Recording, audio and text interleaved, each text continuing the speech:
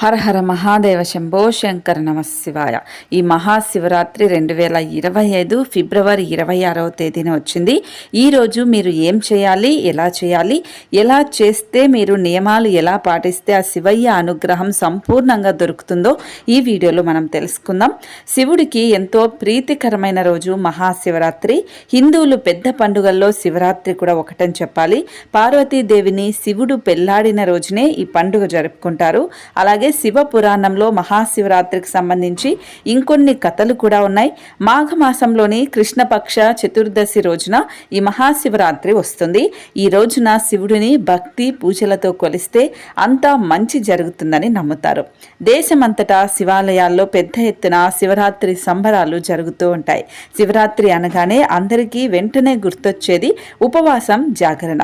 ఈ రోజున ఉపవాసం ఉండి రాత్రి జాగరణ చేస్తే పుణ్యం దక్కుతుందని భక్తులు ప్రగాఢంగా నమ్ముతారు. అయితే శివరాత్రి వ్రతం ఎలా చేయాలో ఇప్పుడు మనం చూద్దాం. శివరాత్రి రోజున తెల్లవారుజామునే లేచి స్నానం చేసి, వీలైతే నదీ స్నానం చేయండి.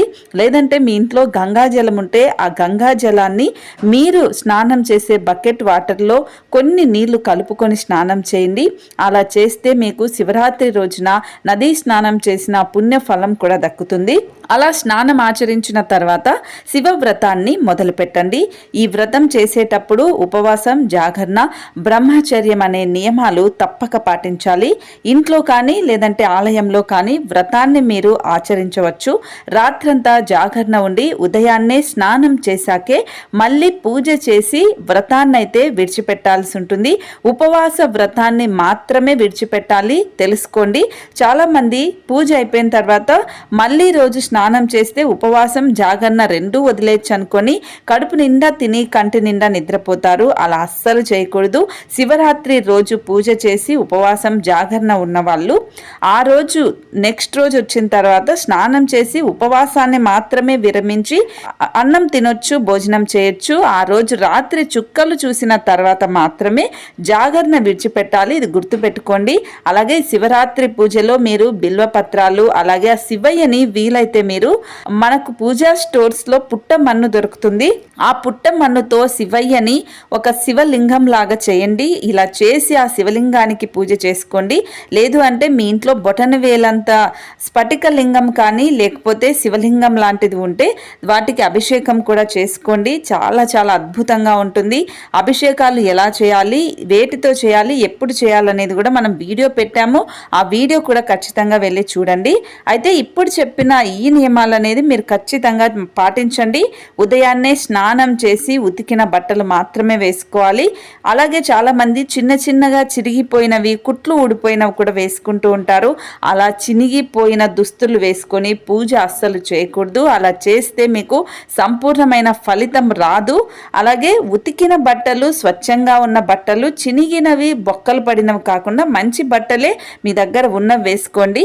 ఆ తర్వాత పూజ చేసిన తర్వాత ఖచ్చితంగా గుడికి వెళ్ళి ఆ శివయ్యను దర్శించుకోండి.